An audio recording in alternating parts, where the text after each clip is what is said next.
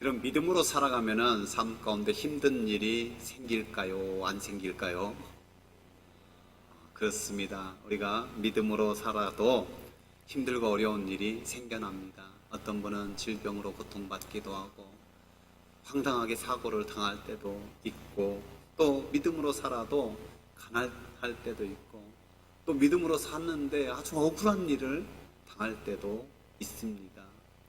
어찌 보면은 믿음으로 살아서 힘들고 어려운 일이 없는 게 아니라 믿음으로 살기 때문에 오히려 더 어렵고 힘든 경우도 많이 있습니다. 여기 히브리서 11장에 나와 있는 믿음의 조상, 믿음의 선진들 보면 그렇잖아요. 노아, 믿음으로 살았기 때문에 120년 동안이나 사람들의 비난을 받으면서 방주를 준비해야 했어요. 아브라함, 믿음으로 살았기 때문에 본토 친척 아비집을 떠나야 했고요. 아들 이삭도 하나님께 바쳐야 했지요. 이삭은 또 어떻습니까? 믿음으로 살았기 때문에 아버지한테 죽임을 당할 뻔했고, 또 우물을 파서 물이 나오는데 그것을 빼앗아가도 묵묵히 참아내야만 했어요. 이삭은, 야곱은 어떻습니까? 믿음으로 살았기 때문에 환도뼈가 부러지면서도 그 기도의 씨름을 해야 됐었고, 요셉은요, 믿음으로 살아서 노예로 팔려가고 믿음으로 살아서 옥살이도 해야 되고, 또 지난주에 나눴던 모세, 믿음으로 살았기 때문에 세상 권세와 세상의 쾌락과 세상의 재물을 다 거절해야 했어요. 오늘 27절부터 31절까지는 특별히 똑같은 말로 시작해요. 믿음으로, 믿음으로, 믿음으로, 믿음으로, 믿음으로. 그들이 도대체 믿음으로 뭘 했다는 겁니까? 믿음으로 하나님을 바라봤다는 것. 모세가 출애굽하라는 하나님의 계시, 그 명령을 받고 이스라엘 백성들을 찾아갑니다. 야, 하나님이 우리로 이 땅을 출애굽하래. 백성들이 할렐루야 하면서 환영했을까요? 아닙니다. 네가 뭔데, 우리가 뭔데, 하나님이 어떤 분인데 하면서 그걸 받아들이지 않는 거예요. 비협조적인 거예요. 조금만 자기 생각대로 안 되면은 오히려 원망하고 불평하고 모세를 죽이려고까지 하는 것이 이스라엘 백성이에요. 그렇다면은 모세가 그 명령을 받고 바로 왕에게 찾아가서 우리를 이 땅에서 나가게 해주십시오 하면 바로가 그래, 이제 부릴 만큼 부려먹었으니까 가라 그랬습니까? 콧방귀도 안 꼈어요. 왜냐면은 지금도 비슷하지만 당시 신관이 어떻습니까? 강한 민족이 섬기는 신이 최고의 신이고 부유하게 풍요롭게 만드는 신이 최고다. 그렇다면 노예들이 섬기는 신과 지금 애굽의 강대국이 섬기는 신이 뭐 비교할 수도 없는 거죠.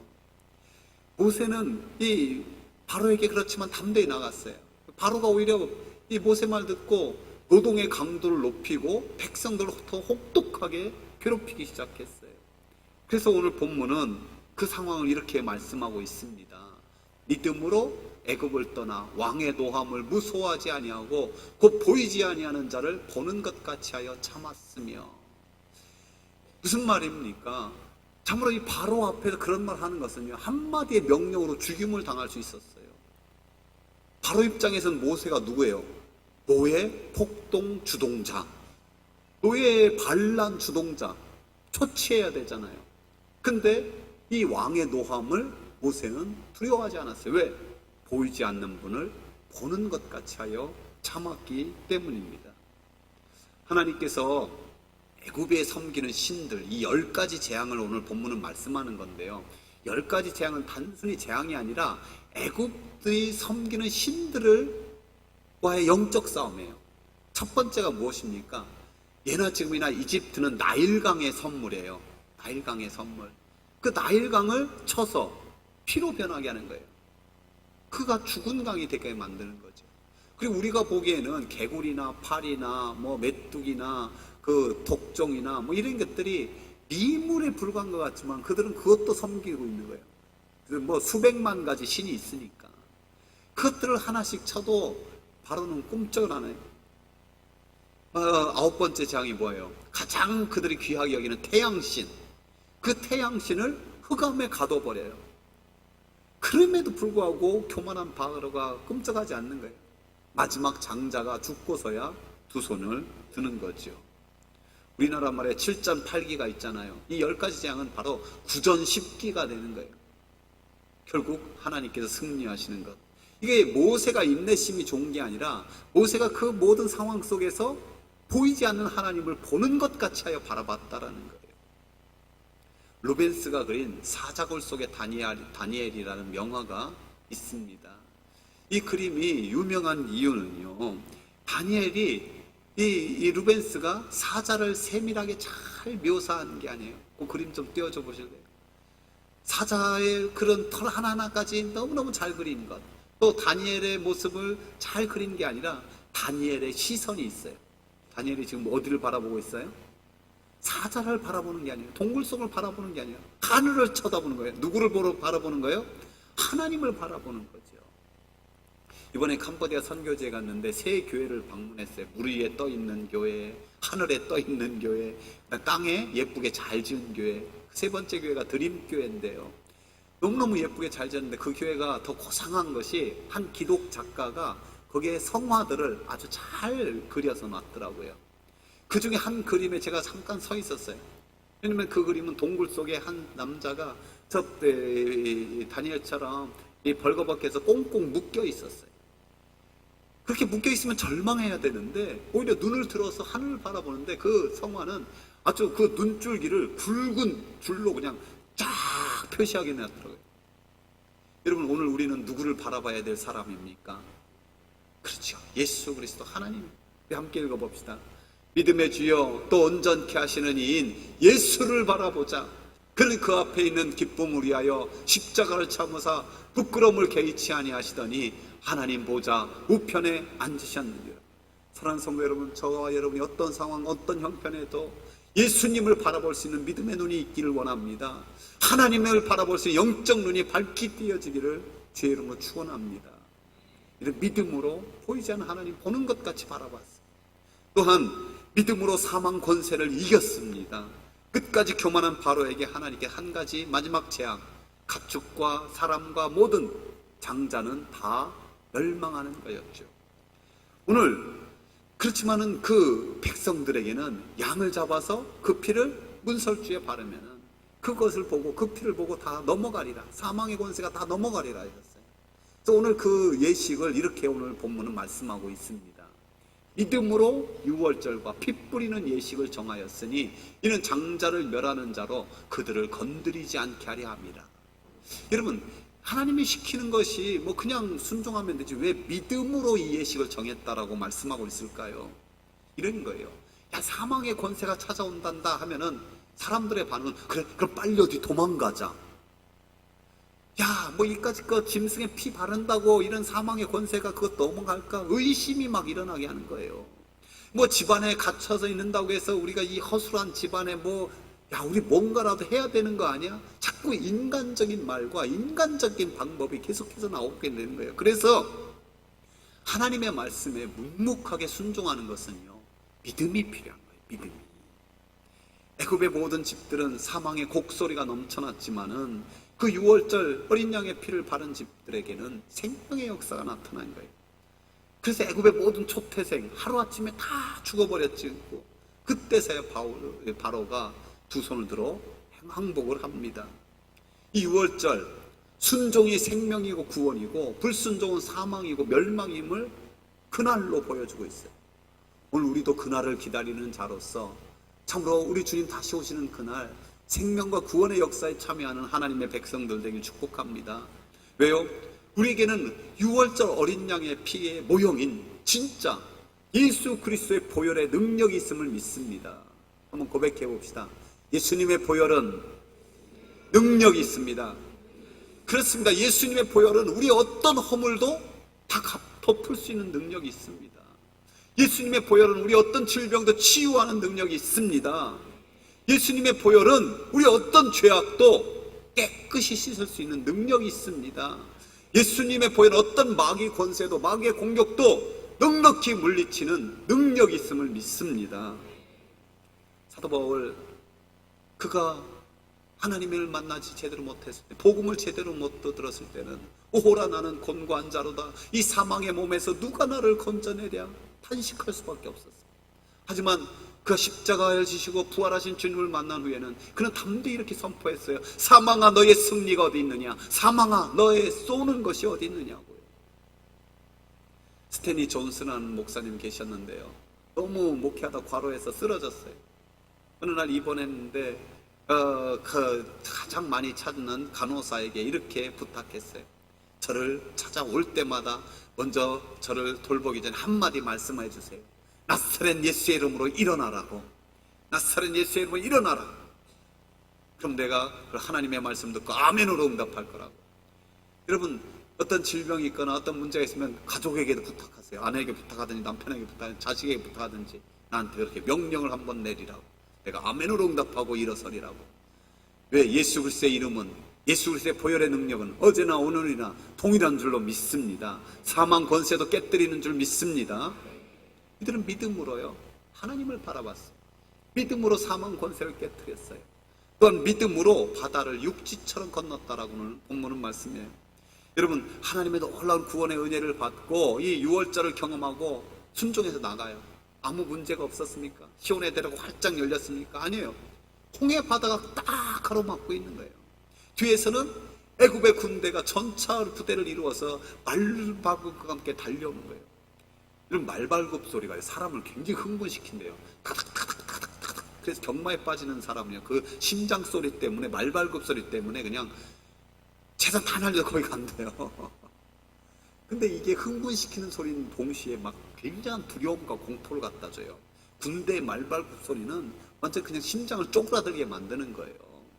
근데 이스라엘 백성이 지금 어떤 형편입니까? 아무리 그렇게 해도 하나님께서 이미 불기둥, 구름기둥을 딱 세워놔가지고 더 이상 접근하지 못하게 만드는 거예요. 그들의 고함 소리가 들리고 말발굽 소리가 들리지만은 접근하지 못하게 딱 보호하고 있으면은 그들이 뭐 해야 돼요? 거기서 하나님 앞에 기도해야 되잖아요. 근데 기도하지 않고 오히려 원망하고 불평하는 거예요. 야, 우리를 바다에 빠져 죽게 하려고 여기 끌고 나왔냐? 야, 우리를 칼에 맞아 죽게 하려고 여기 빠져나왔냐? 나는 그저 늙어 죽었으면 좋겠어. 그렇게 막 원망하고 불평하는 거예요. 그래서 백성들의 원망에 모세가 이렇게 선포했습니다. 함께 읽어봅시다. 너희는 두려워하지 말고 가만히 서서 여호와께서 오늘 너희를 위하여 행하시는 구원을 보라. 너희가 오늘 본 애굽 사람을 영원히 다시 보지 아니하리라. 그래서 모세가 지팡이를 홍해에 쫙 내리니까 홍해가 쫙 갈라지고 양좌우에 물벽이 쫙 세워집니다. 그 길을 걸어가라고 하는 거예요. 여러분, 그렇게 멋진 이적이 일어났으면 어떻게 하고 걸어갔을까요? 이야, 우리가 믿는 하나님 진짜 천지 만물을 창조하신 그 놀라운 하나님이시구나. 야, 우리 하나님 역시 전지전능하신 분이구나. 우리 찬송하면서 걸어가자. 할렐루야. 그랬을까요? 아니에요. 가만히 묵상해 보면요, 그 길도 두렵기는 마찬가지예요. 왜? 여러분, 진짜 물이 양쪽에 쫙 서 있고 넘실넘실한 물이 옆에 있다고 보세요. 거기 쉽게 걸어. 어떤 분이 안전한 수족관 가도 그것도 무섭다고 거기 가는 것도 그러더라고요. 뭐 유리로 튼튼해도 거기를 못 걸어가는 사람도 많아요.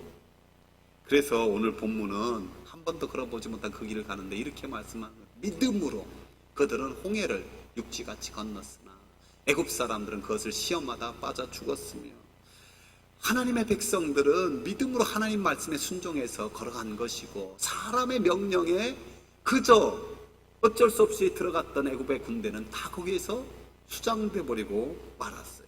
이 사건 또한 구원과 심판, 생명과 사망을 명확하게 보여주는 사건이었죠.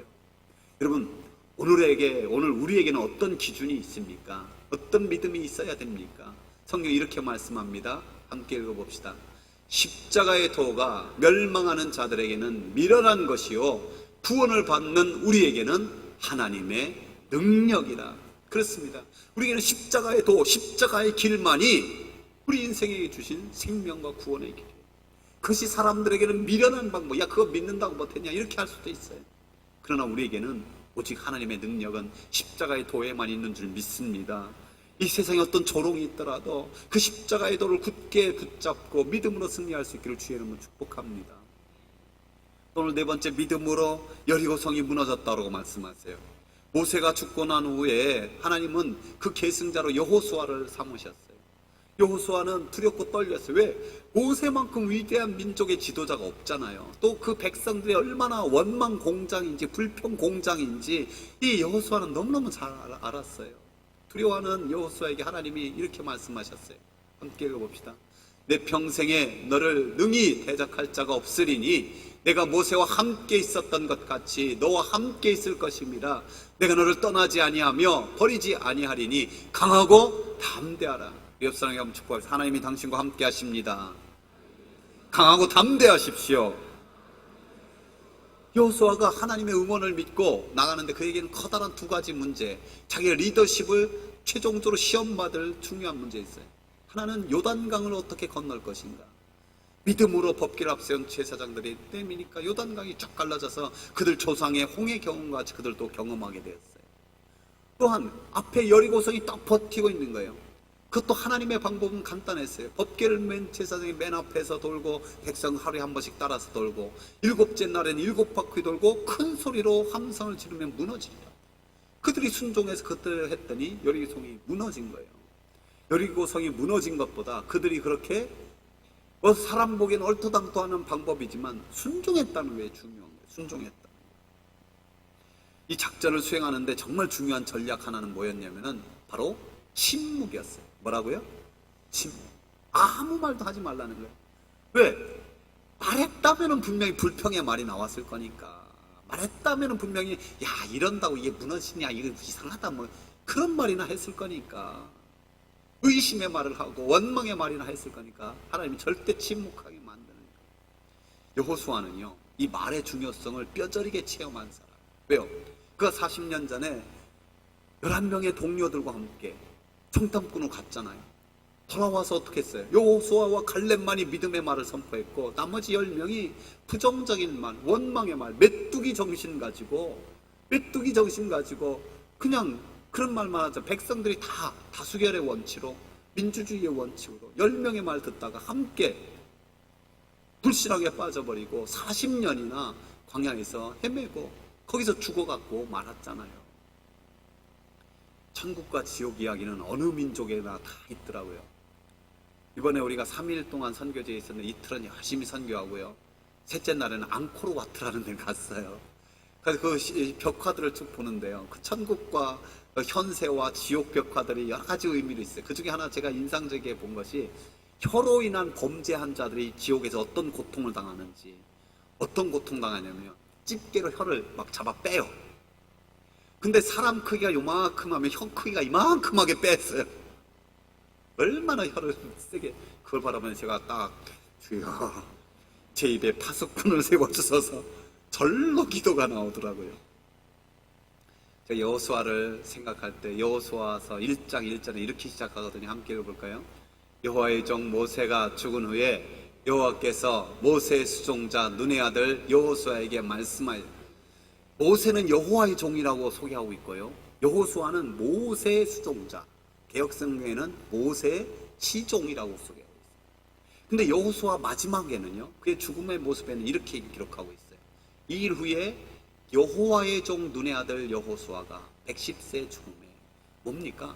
사람의 종으로 출발했지만은 그가 하나님의 사역을 모두가 마친 후에는 하나님께서 그를 인정하여 모세와 똑같이 여호와의 종으로 불러주는 거예요. 저는 우리 모두가 그랬으면 너무너무 좋겠어요. 근데 안타깝게도 많은 분들에게 어느 때 믿음이 제일 좋았으면 내가 옛날에 정말 내게 주님께 주신 사역과 죽을 때가 더 믿음이 최고로 좋기를 하나님께서 더 온전하게 인정할 수 있기를 주의 이름으로 축원합니다. 또한 마지막으로 믿음으로 라합 이야기를 하고 있어요. 이 여리고성이 무너뜨려졌을 때 믿음의 꽃 라합의 믿음이 피어났어요. 라합은요 몸을 파는 그런 불결한 여인이었어요. 또한 그의 집은 성벽 맨 끝에 있다라고 소개하고 있어요. 그 성벽에서 줄을 타면은 정탐꾼이 내려갈 수 있었잖아요. 이 여리고성이 어떤 구조로 되어 있냐면은 대부분의 큰 성은요 외벽이 하나 있고요. 또 그 안에 내벽이 하나 또 더 있는 거예요. 그러면은 귀족이나 왕이나 높은 사람들은 어디 살까요? 성 맨 안쪽에 사는 거예요. 안전한 곳에. 그래도 내벽 안에 사는 사람들은 꽤 괜찮은 사람이고요. 이 외벽과 내벽 사이에는 가장 가난한 사람들, 비참 이게 신분이 낮은 사람, 그것도 외벽 맨 끝에는 가장 못 사는, 그래서 화살이 날라오든 돌이 날라오든 맞을 수밖에 없는 그런 사람. 그러니까 라합의 집이 성벽에 딱 붙어 있다는 것은 요즘처럼 경치 좋은 곳에 붙어 있는 게 아니라 제일 비참하고 제일 낮은 사람, 거기다가 몸까지 파는 여인, 정말 소망이라고는 털끝만치도 찾아볼 수 없는 그런 여인이었다는 거예요. 그래서 그런 여인에게 히브리 노예들의 소식은 복음이었어요. 복음. 그 복음을 어떻게 들었는지 모르지만 그가 정탐꾼들에게 이런 신앙의 고백을 합니다. 함께 천천히 읽어봅시다. 여호와께서 이 땅을 너희에게 주신 줄을 내가 아노라. 우리가 너희를 심히 두려워하고 이 땅 주민들이 다 너희 앞에서 간담이 녹나니 이는 너희가 애굽에서 나올 때 여호와께서 너희 앞에서 홍해물을 마르게 하신 일과 너희가 요단 저쪽에 있는 아모리 사람의 두 왕 시혼과 옥에게 행한 일, 곧 그들을 진멸시킨 일을 우리가 들었습니다. 우리가 듣자 곧 마음이 녹았고 너희로 말미암아 사람이 정신을 잃었나니 너희 하나님 여호와는 위로는 하늘에서도 아래로는 땅에서도 하나님이시로다. 위로는 하나님, 아래로는 땅에서도 하나님. 그건 뭐냐면요, 당시에도 수백만의 그런 신들을 섬기는 가운데서 하나님만이 하늘에서도 땅에서도 유일하신 하나님이라고 하는 위대한 고백. 옛 개역 성경에는 상천하지의 하나님, 상천하지 하나님, 이 놀라운 고백을 하고 있는 거예요. 여러분, 어떻게 이런 고백을 했기 때문에 오늘 본문에는 이렇게 말씀하고 있잖아요. 믿음으로 기생 라합은 정탐꾼을 평안히 영접하였으므로 순종하지 아니하는 자와 함께 멸망하지 않았다. 이 정탐꾼을 믿음으로 영접했다. 믿음으로 영접했다. 오늘 나는 모세, 여호수아, 이스라엘 백성, 또 라합, 여러분 이 중에 누가 제일 은혜스럽습니까? 전 마지막에 라합이에요. 라합. 왜냐하면 정말 사람 눈에 보기에는 사람 같지도 않고 불쌍하고 더럽고 어떻든 이런 모든 것을 다 표현할 수 있지만은 믿음으로 영접하여 구원을 받았기 때문에. 자기만 구원받았나요? 그 붉은 줄이 내린 그 집에 속한 모든 가족들, 거기에 들어와 있는 사람은 다 구원을 받았어요. 그래서 정말 더 놀라운 것은 이 라합의 이름이 마태복음 1장에 기록되어 있잖아요. 예수님 족보에 라합의 이름이 딱 올라가 있잖아요. 이걸 어떻게 설명할 수 있습니까? 하나님의 은혜 아니고는 설명할 길이 하나도 없는 거예요. 오늘 우리는 어떻습니까? 하나님의 불꽃 같은 눈으로 쳐다본다면은, 그 말씀의 칼로 영과 혼과 골수를 조각조각 잘라서 다 본다면은 라합보다 나는 깨끗해요 할 사람이 여기 누가 있습니까? 다 멸망받을 죄인들 뿐인 거죠. 근데 우리가 예수 그리스도를 믿음으로 영접하니까 우리의 모든 죄가 씻어지시고 하나님의 자녀되는 영광으로 생명을 얻고 구원을 얻은 하나님의 사람들 되는 거잖아요. 이것도 역시 은혜 아니고는 설명할 길이 없잖아요. 할렐루야. 인도나 네팔처럼 이번에 갔던 캄보디아도요, 수백만의 신을 섬기는 거예요. 그 국민들 90%는 불교 신자라고 하는데 힌두교 영향도 강하게 있어서 뭐 오만 것들이 다 신인 거예요. 그래서 이제 거기 사역하는 김인교 오진유 선교사님이 이런 질문을 종종 한대요. 당신 예수님 몇 프로 믿습니까? 그럼 처음 교회 나온 친구들은요, 저는 불교 90%, 예수님 10% 믿고 있어요. 그래서 한참 복음을 전하고 말씀을 전하다가 또 물어보네요. 당신 예수님 몇 프로 믿고 있습니까? 저는요 이제 불교 70%, 예수님 30% 믿고 있어요. 또 열심히 말씀 전하고 하면은 이제는 저는 50% 됐어요. 다 열심히 또 복음 전하고 말씀 가르치다 보면 저는 이제 불교 30%, 예수님 70% 믿고 있어요. 왜냐면 신년이 되고 뭐 할 때는 그래도 절에 가봐야 돼요. 뭐 해야 돼요? 다 가니까. 집안에 있는 그런 우상 이거 버리기가 정말 쉽지 않아요. 정말 예수님 믿는다고 고백하면은 나는 100%, 이제 불교는 0%고 100% 예수님 믿어요. 근데 그런 사람은요 정말 적다는 거예요. 100명의 성도 있으면 서너 명 될까 말까. 여러분, 우리에게 오늘 적용하면은 어떻겠습니까? 우리가 다른 우상 지금 직접 가서 섬기는 않을지 모르지만 내 지식과 예수님 믿는 믿음이 어떻게 비율로 나눠져 있을까요? 내 경험과 예수님 믿는 게 어떻게 나눠져 있을까요? 여러분, 내 신념과 예수님 믿는 거 어떻게 나눠져 있을까요? 또는 내가 의지하는 재물, 내가 보는 재물과 예수님 어떻게 의지하고 있는가? 내 취미와 믿음이 어떤 비율로 있는 거예요? 저 여러분이 간절히 소원하기로 그래요.